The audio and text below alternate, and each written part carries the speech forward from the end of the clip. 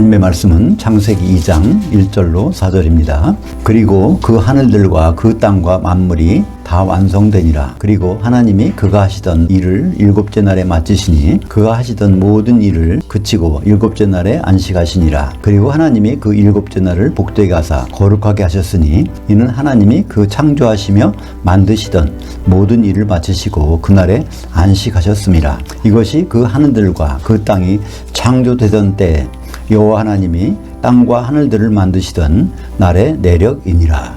오늘 말씀 가지고 모세도 기가 막혀 하나님 이름 속에 통치의 기밀이라는 제목으로 말씀을 나누겠습니다. 예수 믿고 하나님의 자녀가 되었으면 반드시 하는 것이 있죠. 누구나 암송하는 주기도문입니다. 주기도문은 예수님이 특별히 제자들에게 이렇게 기도하라고 하면서 가르쳐 주셨습니다. 마태복음 6장 9절에 보면 그러므로 너희는 이렇게 기도하라. 그 하늘들에 계신 우리 아버지여, 아버지의 그 이름이 거룩히 여김을 받으시오며. 우리 주기도문을 암송하지만 그냥 지나치는 단어가 있어요. 주기도문에는 하늘들과 하늘이 구분되어 있습니다. 그러니까 쌍수의 하늘들과 단수의 하늘이 나오는데 우리는 그것을 구분하지 않고 그냥 암송합니다. 근데 예수님은 그것을 구분해서 가르쳐 주셨습니다. 그러니까 한마디로 단수의 하늘에 계시던 분이 쌍수의 하늘에 와서 지금 무엇을 하신다는 거예요. 만약에 대통령이나 왕이 원래 왕궁에 있다가 어떤 곳에 가서 있다면 분명히 무슨 일이 있어서 가신 것이 아닙니까? 그러니까 아버지 하나님께서는 단수의 하늘에 계셨다가 쌍수의 하늘에 오셔서 지금 뭘 하시고 계세요? 그러니까 하늘들과 하늘을 구분하는 것은 너무나 중요한 일입니다. 하나님 아버지께서는 지금 하늘들에서 무슨 일을 하시고 계시구나 하는 생각이 단수의 하늘과 쌍수의 하늘을 구분하는 데서 우리는 깨닫게 되는 것이죠.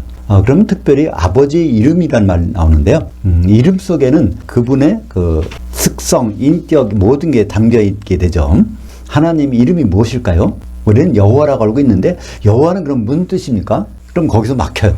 여호와는 무슨 뜻일까? 세상에서 여호와의 이름의 뜻을 맨 처음 아는 사람은 모세입니다. 출애굽기 3장 15절 보면 하나님이 또 모세에게 이르시되 너는 이스라엘 자손에게 이같이 이르기를 너희 조상의 하나님 여호와 중간에 생각하고 이는 나의 영원한 이름이요 대대로 기억할 나의 칭원이라. 그러니까 여호와 하면 이것은 영원한 이름이니까 바뀌지 않는다는 겁니다. 예수님도 이름이 바뀌시죠? 자주자주? 독생자로 오셨다가 맏아들 되셨다가 또 이제 신랑으로 오셨다가 어린 양으로 이제 마지막에 혼인하시는데 이렇게 예수님을 호칭하는 칭호가 달라지는데 아버지 호칭은 똑같다는 겁니다. 여호와라는 뜻이죠. 근데 여호와가 무슨 뜻일까? 성경에는 그 뜻의 내용이 나와 있는데 히브리어를 다른 언어로 번역하는 과정에서 그 의미가 사라집니다. 어떻게 되어 있을까요? 출애굽기 3장 14절에 보면 나는 스스로 있는 자니라라고 번역되어 있습니다. 나는 스스로 있는 자. 그래서 우리는 여호와 하면 그분은 자존자라고 생각합니다. 스스로 계신 분이야. 그러니까 가만히 앉아 계시는데 다른 일은 다 그분을 섬기는 사람들이 알아서 하고 그분은 가만히 계신 분. 누가 있기도 전에 그냥 계신 분이라고 오늘 오해하게 됩니다. 성경이 이렇게 잘못 번역되었기 때문에 우리는 여호와 자체를 굉장히 오해하게 되는 거죠. 여호와를 뜻을 오해하기 때문에 그분에 대한 믿음이나 그분에 대한 신앙도 우리가 올바르게 되지 않는 것입니다. 그렇다면 출애굽기 3장 14절에 여호와 하나님께서는 자기를 어떻게 나타내셨을까요? 히브리 말을 직역해서 제가 읽어보겠습니다. 출애굽기 3장 14절 하나님이 모세에게 이르시되 나는 되게 하던 자로서 되게 할 자니라. 또 이르시되 너는 이스라엘 자손에게 이르기를 나는 되게 할 자가 나를 너희에게 보내셨다 하라. 이런 뜻입니다. 나는 되게 하던 자라는 거예요. 과거에 어떤 일을 성취했다는 것입니다. 그리고 앞으로 어떤 일을 성취할 것이라는 거예요. 우리는 이제 성경을 다 보니까 이제는 알 수 있습니다. 그죠? 모세에게 말하시자면 하나님은 천지를 창조하시고 그 다음에 그것이 심판받아서 혼돈하고 공허하게 된 것을 다 복구하시고 마침내 아담을 흙으로 지어서 거기에다가 예수 그리스도의 모형인 아담을 빚으시고 그 다음에 아담의 갈비뼈에서 피를 내서 그 아내를 만드신 그런 일을 되게 하셨던 분이 이제는 출애굽해서 이스라엘 백성들을 광야를 통해서 가나안 땅까지 인도하실 그 일을 하시겠다는 것입니다. 그래서 그것을 원어로는 에흐예라고 합니다. 에흐예, 아쉐르, 에흐예. 에흐예는 나는 되게 하던 자고, 아쉐르는 그 관계대명사예요. 나는 되게 할 자. 그러니까 에흐예라는 말은요, 하야 동사의 1인칭 미완료입니다. 히브리 말의 특성이 미완료와 완료로 되어 있습니다. 미완료는요, 완료가 안 된 거예요. 과연 무엇일까요? 과거에 진행되던 거 또는 앞으로 일어날 일, 미래. 그러니까 과거에 진행되던 거 아니면 앞으로 일어날 일을 미완료로 표시하고요. 저녁이 되고 아침이 되니 그게 다 하야동사입니다. 땅이 혼돈하고 공허하게 되었고 원래는 안 그랬는데 이게 변화되는 거. 변화시키는 분이 바로 하나님 아버지인데 그분이 미완료로 나타났습니다. 그러니까 미완료라는 뜻은 과거에 그런 일을 하셨던 분이 앞으로 어떤 큰 일을 하시겠다는 그 뜻이 여호와라는 이름 속에, 그러니까 에흐예는 1인칭인데요. 그것이 3인칭으로 바뀌면 하나님은 우리 3인칭이잖아요. 그분은 반드시 되게 하실 분이야. 그런 뜻이 3인칭으로 바꾸면 에흐예가 예호와 또는 야훼가 되는 것입니다. 그것을 우리말 성경에서는 어떻게 번역했어요? 여호와라고 번역한 것입니다. 그러니까 여호와라는 뜻 속에는 그분은 반드시 되게 하실 분이야. 어떤 일을 성취하실 분이야. 그런 뜻이 그 이름 속에 배어 있는 거죠. 그러니까 주기도문 우리가 한다고 할 때 아버지 이름이 거룩히 여김을 받으시오며 하는 그 기도 속에는 아버지가 하시는 일이 결론을 완전히 맺을 거야. 그분이 어떤 일을 지금 하고 계신데 그것까지 완성시킬 분이야라는 의미가 여호와라는 이름 속, 아버지 이름 속에 들어가 있다는 것이죠. 제가 이거를 히브리 원어를 써가지고 복잡하게 이렇게 설명드렸는데 이걸 아주 간단하게 설명해 놓은 구절이 있어요. 예레미야서 32장 2절에 보면 제가 설명한 그 내용들이 바로 거기 나와 있습니다. 이것도 예레미야를 통해서 하나님이 직접 말씀하신 거니까 하나님의 자기소개서가 바로 예레미야서 33장 2절에 있습니다. 한번 볼까요? 이 일을 행하시는 여호와, 그것을 만들며 성취하시는 여호와, 그의 이름을 여호와라 하는 이가 이처럼 이르시도다. 여기서 보면 여호와가 뭐 스스로 있는 자예요? 그런 얘기 없잖아요. 스스로 있는 분이 아니라 그러니까 계획을 세우시고 이루어 가시는 그분이 이름이 뜻이 여호와라는 것입니다. 그러니까 여호와라는 이름 속에는 어마어마한 일이 있는 거죠. 우리는 이제 지금은 성경을 읽었으니까 압니다. 아, 여호와란 분은 예수님을 보내셔서 그의 아내와 이제 결혼시키는 그런 분이구나. 그 내용이 한꺼번에 여호와, 우리말로는 히브리 말로 하면 예호와 또는 야훼라는 뜻 속에 들어가 있는 것입니다. 창세기는 누가 기록했을까요? 창세기는 모세가 기록했습니다. 창세기 1장 1절부터 그러면 우리가 생각에는 하나님 이름이 나올 것 같잖아요. 여호와가 나올 것 같아. 근데 창세기 1장을 보면 아무 데도 여호와가 안 나와요. 창세기 1장 1절에 태초에 하나님이 천지를 창조하시니라 하나님밖에 안 나옵니다. 엘로힘, 엘로힘은 복수예요. 성부 하나님, 성자 하나님, 성령 하나님이 그분이 한 분이 되셔서 창조하셨다는 말씀이 창세기 1장 1절에 나오는데 3절, 4절 이하의 모든 걸 보면요. 그냥 하나님만 나와. 하나님. 분명히 모세가 하나님 말씀을 성경으로 기록해야 되겠다는 생각을 갖고 기록했을 텐데 그분의 이름이 여호와라는 것을 분명히 들어서 알고 있는데 거기다가 창세기 1장 1절부터 여호와를 기록할 수 없는 그 심정을 생각해 보셨나요? 그러니까 이 창조라는 것은 여호와 이름 속에 들어가 있지 않는 것입니다. 뭐를 만들어내가지는 그 일을 할 때, 그러니까 그것이 언제 나올까? 그러니까 모세가 창세기를 기록하면서 인내심이 대단했을 것 같아요. 아, 여호와 하나님의 이름을 쓰고 싶은데 태초에 여호와 하나님이 천지를 창조하시니라 이렇게 쓰고 싶은데 그걸 쓸 수 없는 겁니다. 왜냐하면 이 천지를 복구하시고 거기에 아담을 지으셔서 세상에 딱 내놓고 그때부터 여호와라는 걸 하기 때문에 그러니까 아담을 이 세상에 보내서 혼시킬 그런 일이 됐잖아. 그런 걸 쓸 때 비로소 여호와라는 이름을 모세는 거기다가 적어놓습니다. 그게 바로 2장 4절에 나오는 거죠. 모세가 기록한 성경이 5권이죠. 창세기, 출애굽기, 레위기, 민수기, 신명기. 그 기록하는 동안에 모세는요, 여호와라는 호칭을 1500번 씁니다. 1500번이나 쓰는 여호와 하나님, 여호와를 창세기 1장에서는 한 번도 안 썼단 말이에요. 오히려 하나님은, 엘로힘은 성경에 모세가 쓴 엘로힘은 700번 정도 나옵니다. 그리고 여호와 하나님 붙여서 쓴 것은 400번 정도 나와요. 그렇게 그 여호와가 많이 나오는데 창세기 1장에는 여호와가 등장하지 않습니다. 창세기 1장 1절에서 하나님은 하늘들과 땅을 창조하셨어요. 근데 그걸 어떻게 창조하셨죠? 이사야서 45장 18절에 보면 혼돈하지 않게, 그리고 사람이 거주할 수 있게, 그러니까 아담이 있으면 바로 살 수 있도록 이렇게 창조해 놓으셨는데 어떤 일이 일어났습니까? 창세기 1장 2절에 보면 땅이 혼돈하고 공허하게 되었고, 그러니까 그렇지 않던 것이 그렇게 됐다는 거예요. 근데 우리가 살펴봤듯이 토후 보후, 혼돈하고 공허하게 된 것은 하나님의 심판이 지나간 흔적이라고 그랬죠. 이사야서 34장 11절에 토후 보후가 나오고요. 예레미야서 4장 23절에 보면 토후 보후가 나오는데 하나님의 심판이 지나간 자리, 거기는 짐승밖에 살 수 없고 사람은 살 수 없는 그런 황무지가 되었다는 것이 바로 성경의 규칙인데, 그것이 창세기 1장 2절에 땅이 혼돈하고 공허하게 되었다는 것은 바로 마귀의 심판을 통해서 그런 흔적이 나타나는 것을 볼 수 있습니다. 근데 하나님은 결국 뭘 하시죠? 그 땅이 아담이 살기에 아주 적절한 땅으로 만들기를 시작하신 것이 여섯 동안의 일입니다. 그러니까 창세기 첫째 날, 둘째 날, 셋째 날에서 여섯째 날까지 일은요, 창조가 아닙니다. 천지 창조가 아니에요. 하나님이 첫째 날 이걸 창조하셨고 둘째 날 뭘 이런 말은요, 이거는 성경과 맞지 않는 말입니다.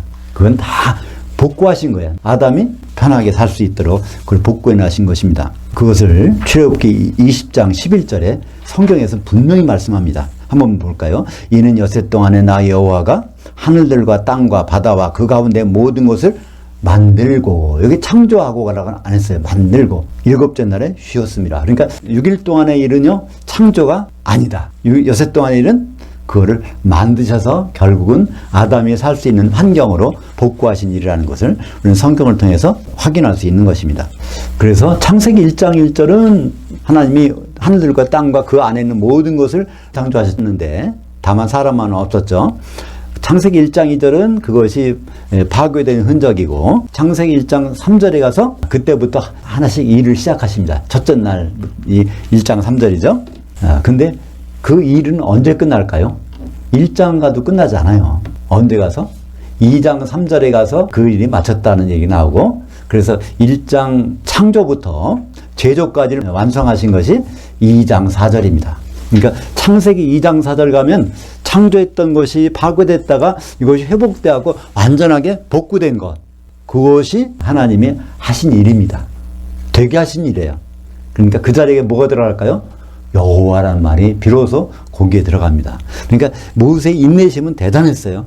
2장 4절을 기록할 때 여호와를 처음으로 거기다가 써놓은 것처럼. 그러니까 그걸 생각하시고 한번 성경 창세기 1장과 2장을 한번 읽어보세요. 창세기 1장 읽었는데 모세가 여호와를 기록하지 않았고 2장 4절에 가서 여호와가 처음 등장할 때 그 기쁨, 다시 한번 발견하는, 성경 읽는 기쁨을 다시 한번 느끼실 수 있을 것입니다. 그러니까 창조는 언제? 창세기 1장 1절. 그 다음에 1장 3절부터는 만드시던 일을 이제 여섯째 날에 마치시고 이제 일곱째 날에 안식하신 것입니다. 드디어 되게 하실 분, 여호와가 성경에 최초로 등장합니다. 창세기 2장 4절이 다시 한번 보실까요? 굉장히 역사적인 일입니다. 창세기 2장 4절은 굉장히 역사적인 성경 구절이에요. 이것이 그 하늘들과 그 땅이 창조된 때에 여호와 하나님이 땅과 하늘들을 만드시던 날의 내력이니라. 그러니까 만드시던 분을 여기다 설명해야 되니까 여호와 하나님이 여기서 비로소 나오는 것입니다. 드디어 되게 하실 분, 여호와, 그분이 성경에서 최초로 등장합니다. 그래서 주기도문의 핵심은요, 이 되게 하실 분이 핵심입니다. 우리는 그냥 암송하는데 하늘들에 계신 우리 아버지와 아버지의 그 이름이 거룩히 여김을 받으시오며, 그냥 아버지 이름하고 지나가는데요, 아버지 이름은 이렇게 모세도 함부로 쓰지 못했던 이름이에요. 창세기 2장 4절에 가서야. 구약에서는 성경의 필사자들이, 성경이 이제 여러 사람들에게 보여줘야 되니까 이걸 기록하는 사람들이 있습니다. 그 기록하는 사람들이 목욕하는 때가 있대 그래요. 언제 목욕할까요? 여호와가 한번 나오면은 목욕 재개를 하고 그거를 쓴다는 거예요. 그러고 나서 그걸 꺾어버린다는 거예요. 다음번에 나올 때 또 목욕하고 그 붓을 꺾어버리고. 그러니까 모세의 오경을 기록할 때 붓이 몇 자루 나갔을까요? 1500번 여호와가 나오니까 여호와를 쓸 때마다 그냥 꺾어버려. 심지어 여호와라는 그것을 발음을 못합니다. 왜 그럴까요? 이스라엘 백성들은 여호와 이름을 망령되이 부르지 말라 한 것이니까 여호와 이름을 함부로 부르지 말라는 줄 알고 여호와 이름을 안 불러 발음을 안 해가지고 그 글자만 넣고 발음을 안 해봤어요. 그래서 이게 여호와인지 야훼인지 거기에 대해서 우리는 뭐 의견이 분분합니다. 그 정도로 그들은 여호와 이름을 되게 무서워했어요. 근데 그것은 여호와의 그 하시는 일에 대해서 함부로 여기지 말라는 얘기지 이름 부르지 말라는 얘기가 아닌데 유대인들은 지금도 그래서 여호와의 발음을 못합니다. 그래서 그들은 아도나이라고 그래요. 아도나이는 그거는 나의 주인이요 그런 뜻입니다. 다행히도 우리말 성경은 개역이나 개역개정은요 여호와가 아직 살아남아 있어요. 근데 킹제임스 같은 경우는 여호와가 없애버렸어요. 구약 성경에 보면 여호와가 6번 정도밖에 안 나와. 다 없애버렸어요. 다 뭐로 했어요? 다 주님이라고 그랬어요. 근데 여호와는 주님이 아닙니다. 주님은 주인이란 뜻이고요. 여호와는 되게 하실 분이라는 거예요. 되게 하실 분이 뭘 되게 하시는지를 우리가 알아야 됩니다. 그분은 예수 그리스도를 반드시 혼시킬 분입니다. 우리 당사자는 우리가 교회가 바로 성령 충만한 교회가 그의 아내가 되는 것이고요. 그래서 다시 한번 주기도문 앞에 부분을 볼까요? 마태복음 6장 9절부터 10절까지 하늘들에 계신 우리 아버지여 아버지의 그 이름이 거룩히 여김을 받으시오며 여기 아버지의 그 이름 이게 우리는 지금 알았죠? 여호와. 그러니까 되게 하실 분이 반드시 이를 되게 하시기를 우리가 기도하라는 것입니다. 그리고 두 번째가 아버지의 그 통치가 임하시오며 근데 통치의 내용이 무엇일까요? 아버지의 그 뜻이 하늘에서 이루어진 것 같이 땅에서도 이루어지이다. 여기 하늘 단수가 나와요. 아버지는 지금 하늘들에 오셨는데 그 뜻은 언제 세워졌어요? 하늘들이 있기 전에 바로 단수의 하늘 천지창조 전에 그 하늘에서 계획을 세우셨다는 거예요. 아 예수 그리스도를 그의 아내와 혼인시킬 것을 그때 천지창조 전에 한 것을 어디서 이루어지게요? 땅에서도 이루어지게. 근데 주기도문에서 이 땅은 어디라고요? 교회입니다. 마태복음 5장, 6장, 7장은요 같은 산상수훈이에요. 우리가 사람들이 이걸 장을 나눠놨지 같은 말씀입니다. 마태복음 5장 5절에 뭐라고 돼 있죠? 온유한 자들은 복이 있나니 그들이 그 땅을 기업으로 받을 것이며 하나님의 상속물, 영원히 없어지지 않는 그 상속물이 바로 교회이고 그 교회가 어린 양의 신부가 되는 것이죠. 주기도문 속에 그 아버지는 되게 하실 분인데 그것은 그분의 통치를 통해서 이루어지는데 그 내용은 뭐라고요? 창세전에 계획했던 그 뜻이 혼인의 뜻이 교회를 통해서 이루어진다는 것을 기도하라는 것이 예수님이 우리들에게 일러주신 말씀입니다. 그러니까 우리는 이렇게 기도하라고 하는데 우리 기도 가운데는 이런 내용이 안 들어갈 때가 많잖아요. 그죠? 예수님과 혼인하는 내용들이 우리 기도 속에 별로 있습니까? 예수님이 이렇게 좀 기도하라고 그러는데 우리는 다르게 기도하려고 열심히 노력을 하잖아요. 여호와의 이름이 거룩히 여김을 받는 것. 거룩하다는 것은 구별되어 있다는 것입니다. 세상에 있는 것이 아니라 하나님이 생각한 것이 이루어진 그거를 구별이라는 단어를 쓰고 있죠. 그렇다면 아버지의 통치가 끝날 때는 어떤 일이 벌어질까요? 아버지께서 지금도 통치하십니다. 통치하는데 통치하셨다는 말이 나오면 그게 바로 아버지 통치가 완성된 거 아닙니까? 성경에 어디서 하나님 아버지께서 통치하셨다 하는 말이 나올까요? 요한계시록 19장 6절에 보면 거기에 나와요.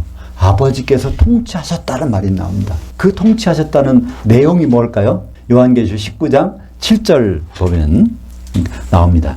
그래서 요한계시록 19장 6절부터 7절까지 제가 보겠습니다. 할렐루야. 주 우리 하나님 곧 전능하시니가 통치하셨도다. 그분의 일이 끝났으니까 그분의 일이 끝난 걸 그 다음에 볼까요? 우리가 즐거워하고 크게 기뻐하며 그에게 영광을 돌리세 그 어린 양의 혼이 이뤘고 그의 아내가 자신을 준비하였으므로. 그러니까 어린 양 예수 그리스도의 혼인이 이제 이루어졌다는 겁니다. 뭐 때문에? 그의 아내가 준비되었으니까. 그러면서 8절에 보면 그 아내는 한 세마포옷을 입었는데 그 세마포옷은 성도들 하나가 아니라 성도들이 성령으로 하나 된 모습이 바로 어린 양의 아내라는 것을 우리에게 보여주고 있는 것입니다. 창세전에 셋째 하늘에서 결정된 아버지 뜻이 그의 통치를 통해서 어린 양의 혼인으로 이루어진 것입니다. 한마디로 주기도문이 완성된 것이 요한계시록 19장 6절부터 7절 또 8절까지가 되는 것이죠. 그래서 구약 성경을 읽어보면 그분은 열심히 일을 하고 계세요. 계속 하늘들에 계셔. 원래는 단수의 하늘 계신 분인데 그분이 출장 오셔서 계속 출장이 안 끝났어. 출장 업무가. 그러니까 출장 업무가 끝나야 이 하늘들이 없어지는데 계속 출장 업무를 하고 계십니다. 그래서 구약 성경에서 여호와는 쉬지 않는 분이세요. 여호와는 딱 하루 쉬셨어. 6일 동안에 그것을 복구하시고 그때 하루 쉬시고 그 다음부터는 지금 벌써 얼마 동안이요? 거의 6천년 동안 쉬신 적이 없어요. 지금도 쉬지 않고 지금 일하세요. 이사야서 62장 7절 볼까요? 또 여호와께서 예루살렘을 세워 그 땅에서 찬송을 받게 하시기까지 그로 쉬지 못하시게 하라. 여호와 하나님은 언제 쉬세요? 새 예루살렘이 딱 되면은 그때 쉬시겠다는 거예요. 그러면 뭐를 통해서 찬송을 받아요? 그 땅을 통해서. 그 땅이 교회입니다. 그러니까 교회가 새 예루살렘이 되면은 그때 가서 여호와께서 쉬신다는 거예요. 그 전까지는 쉬지 않는다는 것입니다. 이사야서에서 나온 그 땅은 곧 교회의 최종 모습인 어린 양의 신부 새 예루살렘입니다. 새 예루살렘이 어린 양의 신부란 말이 어디 나올까요? 요한계시록 21장 9절부터 10절까지 보면 교회가 어린 양의 신부가 되고 그 어린 양의 신부가 새 예루살렘이라는 것이 자세히 설명이 되어 있어요.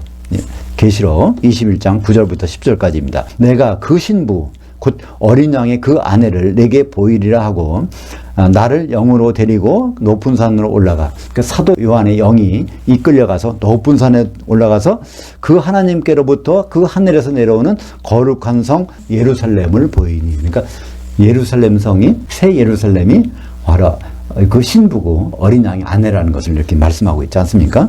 이렇게 성경에서 땅은 바로 교회를 상징합니다. 그래서 성경에 보면 땅이 공중에 올라가는 게 나와요. 이 땅이 올라가는 것이 아니라 뭐가 올라가는 것일까요? 교회가 들림받는 것입니다. 성도들이 휴거되는데 그건 교회가 휴거되는 거고 그게 공중에 올라가는 것이죠. 데살로니가전서 4장 16절 17절에 보면 주께서 호령과 천사장의 음성과 하나님 나팔로 친히 하늘로부터 강림하시니 셋째 하늘로부터 예수님 오시는데 그때까지 그리스도 안에서 죽은 사람들이 부활하고 그 뒤에 살아있던 사람도 뒤따라서 부활해서 어디 가서 공중에서 주님을 만나게 된다고 분명히 나와 있습니다. 그러니까 주님과 만나는 것은 누가 만나요? 모든 그리스도인들, 모든 교회가 공중에 올라가서 만나게 되는 것입니다. 그러니까 교회는 이런 건물이 아니라 성도들의 모임이 바로 교회인 것이죠. 이것을 아주 구체적으로 세밀하게 설명한 부분이 요한계시록 16장 1절과 17절에 있습니다. 한번 읽어볼까요? 일곱 천사에게 말하되 너희는 가서 하나님의 진노의 일곱 대접을 그 땅에 쏟으라 하더라. 일곱째 천사가 그 대접을 그 공중에 쏟음에 큰 음성이 성전에서 보좌로부터 나서 이르되 되었다 완성됐다 이렇게 나오는 것입니다. 요한계시록 1장 13절에 보면요 일곱 촛대가 한가운데 인자가 계신데 일곱 촛대가 일곱 교회니까 교회가 예수님과 만나는 곳이 바로 공중이잖아요.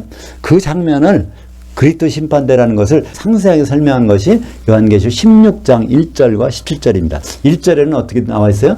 일곱 대접의 재앙을 쏟아부어서 교회를 심판하신 것입니다. 그걸 어디서 쏟아죠? 땅에다 쏟습니다. 근데 17절에 보면 뭐 일곱 번째 대접을 어디다 쏟아요? 공중에다 쏟아. 근데 땅에다 쏟는데 공중에다 쏟아? 그러면 땅이 공중으로 올라갔다는 것이고 그 땅은 교회를 말하는 것이죠. 그러니까 일곱 개의 교회가 올라가 있는 거기다가 일곱 대접의 재앙을 쏟아서 심판을 하시는 것입니다. 그 심판은 무슨 심판일까요? 혼인을 앞두고 하신 심판이니까 혼인 만찬에 들어갈 수 있는지 없는지를 가르는 심판. 한마디로 성령의 기름이 준비되어 있는지 성령이 소멸되어 있는지 가르는 심판이 바로 그리스도의 심판대인 것입니다. 이 그리스도의 심판대는 앞으로 공중에 설치됩니다. 마태복음 9장 15절에 그런 말씀이 있어요. 예수님이 말씀하셨어요. 신부실 아들들이 신부실이라는 건 신부 대기실입니다. 신부 대기실에 있는 아들들은 하나님의 자녀들, 기독교인들이죠. 신부실에 있는 기독교인들이 신랑과 같이 있을 동안에는 슬퍼할 수 있느냐? 그러나 신랑을 빼앗길 날이 이르니 그때 금식할 것이니라. 그러니까 예수님과 더불어 만나서 계속 만찬에 들어가서 천년왕국에 있을 사람이 있고 그렇지 않고 거기서 쫓겨나서 천년 동안 예수님과 떨어져서 금식하는 사람들이 생긴다는 것입니다. 그 심판은 혼인 오찬입니다. 예수님 혼인식은요, 어린 양의 혼인식은 오찬과 만찬이 있어요. 점심과 저녁이 있단 말입니다. 그러니까 점심을 헬라어로 아리스톤, 저녁을 만찬을 데이프논. 그러니까 마태복음 22장 5절에 보면요, 점심을 차려놓고 모든 기독교인을 다 불러들여요. 그게 이제 공중에 올라가는 거예요. 그러니까 우리가 주님 오시면 부활 못할까, 휴거 못할까, 걱정하실 필요 없습니다. 무조건 강제적으로 천사가 우리를 데리고 가요. 기독교인들은. 그게 성경에서는 오찬이라고 하는 것입니다. 그 오찬의 다 가지만은 거기서 만찬에 참여하는 사람들은 예복을 입어야 돼요. 예복을 안 입고 있으면 쫓겨나갑니다. 그 예복을 뭐라고 그러죠? 그리스도의 옷이라고 합니다. 갈라디아서 3장 27절 우리가 다 세례받아 한 몸이 되었고 그리스도로 옷 입었느니라. 성령 세례받은 사람들은 그리스도로 옷 입었다는 거예요. 그러니까 성령이 준비된 사람들은 거기서 예복을 입고 만찬에 들어가는데 그 경우가 어떻게 될까요? 예수님은 오찬을 설명하시면서 이런 말씀하세요. 같은 마태복음 22장 14절에 청함을 받은 자들은 많대. 공중에 휴거되어 있는 기독교인들은 얼마나 많은지 몰라. 그 폴리스라고 하는 그 많다는 뜻을 썼어요. 그러나 택함을 입은 자들은 조금이라 올리고 쓰니라. 그러니까 거기서 만찬에 들어간 사람, 예복 입은 사람, 성령의 기름이 준비된 사람은 아주 조금이라는 거예요. 그것이 우리의 기독교인의 운명입니다. 아주 경쟁률이 되게 보통이 아니에요. 우리가 이제 구약에서 그런 예가 나오죠. 애굽에서 60만 명이 장정만 나왔는데 그 중에서 몇 명만 들어가요? 가나안 땅에는 2명 들어갑니다. 그 경쟁률이 30만 분의 1이에요. 구약 때 그랬는데 신약 때 우리는 얼마나 될까요? 근데 걱정하실 필요 없습니다. 우리는 뭐만 있으면 돼요? 성령의 기름만 충만하면 됩니다. 어떻게 하면 성령이 충만해야 돼요? 예수님을 향하여 믿으면, 그죠? 그분의 혼인을 생각하고 믿으면 성령께서 우리에게 충만히 채워주실 것입니다. 마태복음 25장 10절에 그들이 살아간 사이에 신랑이 오므로 준비했던 자들은 함께 혼인잔치들에 들어가고 문은 닫힌지라. 이게 열처녀 비유에서요. 열처녀 비유는 기독교인들인데요. 기독교인들이 다 예수님 만납니다. 신랑을 만나요. 그 신랑을 만나려면 어디에 올라갔다는 얘기예요? 공중에. 주님은 공중에까지 오시니까 모든 기독교인들은 공중까지 올라가는데 거기서 기름이 준비된 사람만 만찬에 들어가고 나머지는 불지옥에 던져지는 것을 알 수 있습니다. 아버지의 그 이름은 뭐라고요? 여호와. 정확히 말하면 예호와 또는 야훼인데요. 그 뜻이 중요합니다. 되게 하실 분. 뭘 되게 하세요? 지금 하늘들에 오셔가지고 그분 출장 업무를 하고 계신데 그분이 뭘 되게 하세요? 어린 양의 혼인을 되게 하실 분. 그게 어디에서 확정이 돼요? 요한계시록 19장 6절에 보면 그 아버지께서 통치하셨도다. 통치를 끝냈도다. 근데 그거 보니까 어린 양의 혼인이라네. 우리가 혼인을 무시할 수 없는 반드시 준비해야 될 수 있는 그 이유가 되는 것입니다. 요한계시록 10장 7절에 보니까 일곱째 천사가 소리내는 날, 일곱째 천사가 소리내는 날은 나팔절이라는 얘기죠. 그의 나팔을 불려고 할 때 그의 종들, 그 선지자들을 통하여 전하신 복음과 같이 예수님의 종들이라는 것은 사도들이죠. 사도들을 통해서 전하신 복음과 같이 하나님의 그 비밀이 이루어지리라. 하나님이 그 비밀은 어디 나올까요? 에베소서 5장 31절과 32절을 보면 그 남자가 부모를 떠나 그 아내와 앞에서 한 몸을 이룰지니 이 비밀이 크도다. 이건 그리스도를 향하여와 교회를 향하여에 대해서 말하노라. 그러니까 그리스도와 교회가 혼인하는 일이 하나님의 큰 비밀이고 신비한 일인데 그것이 언제 일곱째 나팔이 불릴 때 나팔절날 공중에서 이런 일이 벌어진다는 것입니다. 하나님의 그 비밀은 그리스도와 교회의 혼인입니다. 우리가 앞으로 주기도문을 암송할 때마다 항상 어디서 걸릴까요? 아버지의 이름에서 걸리시기 바랍니다. 아, 아버지 이름이 스스로 계신 자가 아니야. 아버지 이름은 되게 할 자야. 그럼 뭘 되게 하실 분이지? 그리스도와 교회의 혼인이 되게 하실 분이야. 그렇다면 우리는 그 기도를 할 때마다 항상 성령 충만을 생각하게 되고 또 성령 충만이 이루어질 것입니다. 저와 여러분이 성령 충만함으로 예수님이 언제 오시든지 혼인 만찬에 들어갈 수 있기를 주님의 이름으로 축원합니다. 하나님 아버지 감사합니다. 오늘 주기도문을 통해서 하나님 아버지 이름이 여호와라는 것을 다시 한번 확인합니다. 여호와는 스스로 계신 분이 아니라 바로 되게 하실 분이라고 하셨사오니 하늘들에서 지금 되게 하실 일을 되게 하시려고 통치하고 계신데 통치한 결과물이 어린 양의 혼인이라는 것을 다시 한번 알았습니다. 우리가 주님을 만나기 위해서 성령 충만한 생활을 할 수 있도록 인도하여 주시옵소서. 예수님의 이름으로 기도합니다.